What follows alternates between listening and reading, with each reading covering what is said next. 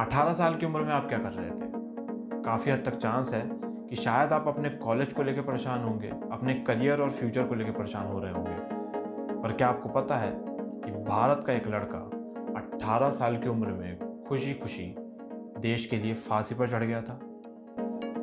Hello everyone, my name is Mayank. I am a writer and life explorer, and today we are going to learn 5 important lessons from the inspiring story of the unsung hero of India, अमर शहीद Khudiram Bose.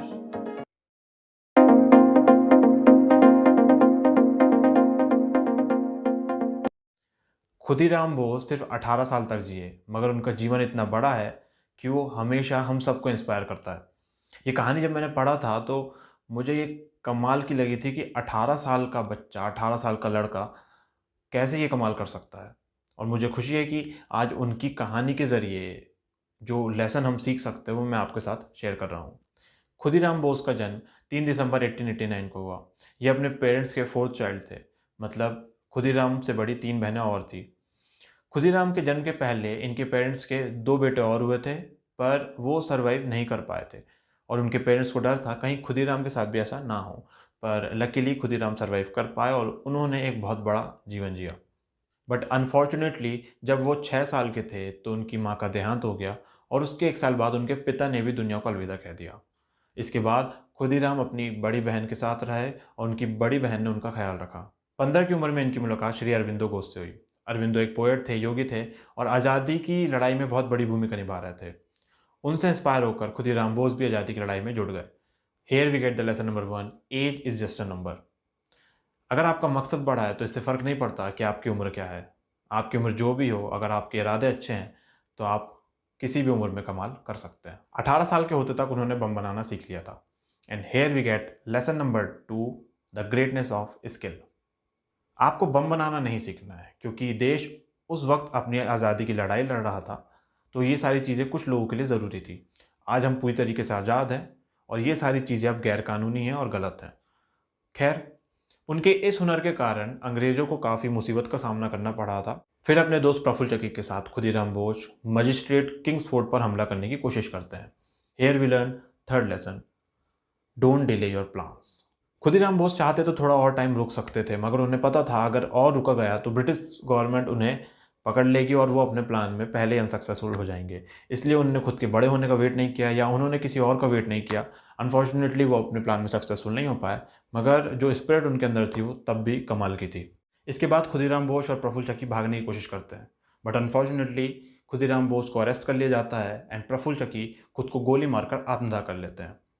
Court में trial के दौरान जब जज इनसे पूछता है कि आपको आपकी सफाई में कुछ कहना है, तो ये सैरकास्टिकली कहते हैं, अगर आप चाहो तो मैं आपको बम बनाना सिखा सकता हूँ। देन इनको फांसी की सज़ा सुनाई जाती है एंड ये हंसी हंसी उसको स्वीकार कर लेते हैं। यही नहीं, जब जेलर इनके पास आखिरी ख्वाहिश पूछने जाता है तो ये कहते हैं कि अगर आम खाने को मिल जाए तो अच्छा होगा। जेलर आम पहुंचवाता है और उसके थोड़ी देर बाद आके देखता है तो पाता है कि आम वैसे के वैसे ही रखे हैं। जेलर इनसे पूछता है कि अगर आपको आम खाना नहीं था तो आपने बुलवाए क्यों थे? ये हंसकर जवाब देते हैं कि मैं आम पहले ही खा चुका हूँ। जेलर ध्यान से देखता है तो पाता है कि आम को इस तरीके से खाया गया था, उसकी गुठली इस तरीके से निकाली गई थी कि पता ही नहीं चल रहा था वो खाए गए हैं। ये देखकर खुदीराम जमकर ठहाका लगाते हैं और हंसने लगते हैं। Here is the lesson number 4, the power of positive attitude.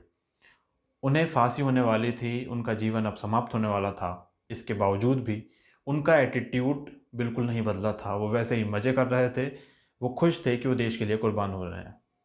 उन्हें फांसी का समय 11 अगस्त 1907 को सुबह 6 बजे का तय किया जाता है, मगर बताया ऐसा जाता है कि सुबह 5 बजे से ही उस जेल के बाहर लाखों लोग इकट्ठा हो जाते हैं उस बच्चे को देखने के लिए, उस लड़के को देखने के लिए जिसने आज़ादी की जंग में एक बहुत बड़ा रोल निभाया था और वो देश के लिए कुर्बान होने वाला था। लाखों लोग उन्हें श्रद्धांजलि देते हैं। सड़कों पर बहुत सारे, जब उनका पार्थिव शरीर ले जाया जाता है तो बहुत सारे फूलों की बरसात होती है। लोग उनके शुक्रगुजार होते हैं। खुदीराम बोस की कुर्बानी के बाद आज़ादी की जंग में एक नई लॉ सी आ गई थी। लाखों लोग इंस्पायर हुए थे और लोगों ने उसके बाद बढ़ चढ़ के आज़ादी की लड़ाई में बहुत बड़ा योगदान दिया था। And here is the lesson number 5, do the work that inspire others. Khudiram Bose बहुत छोटे थे, अगर कहूँ तो जिस उम्र में उन्होंने दुनिया छोड़ी वो मुझसे भी ज़्यादा छोटे थे, मगर उनका काम इतना गज़ब का था कि आज उनके जाने के 100 साल से भी ज़्यादा के बाद हम उन्हें याद कर रहे हैं और उनकी कहानी हम सबके लिए एक इंस्पायरिंग स्टोरी बन चुकी है। ऐसे बहुत सारे लोग हैं जिन्होंने आज़ादी की लड़ाई में बहुत बड़ा योगदान दिया है और उनकी कहानियाँ आज भी हम सबको बहुत प्रेरणा दे सकती हैं, या उनकी कहानी हमारे लिए एक बड़ी इंस्पायरिंग स्टोरी बन सकती हैं। मुझे नहीं पता आज के 18 साल के बच्चे क्या कर रहे हैं, मगर मैं जब अपनी युवा जनरेशन को देखता हूँ तो बहुत सारे लोग मुझे गेम खेलते हुए दिखते हैं या फैशन इन्फ्लुएंसर को फॉलो करते हुए दिखते हैं। आप अपने जीवन में जो चाहे कर सकते हैं, मगर आपका प्रेरणा स्रोत जो होना चाहिए, आपका आइडियल जो होना चाहिए, वो एक ऐसा व्यक्ति हो जिसने सच में अपने जीवन में कुछ कमाल करके दिखाया हो।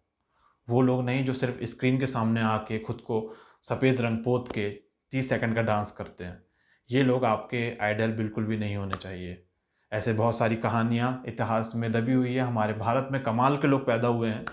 मैं चाहूँगा कि आप सब उनको देखें, उनसे प्रेरणा लें। खुदीराम बोस और आज़ादी के सारे योद्धाओं को मेरी ओर से नमन और श्रद्धांजलि।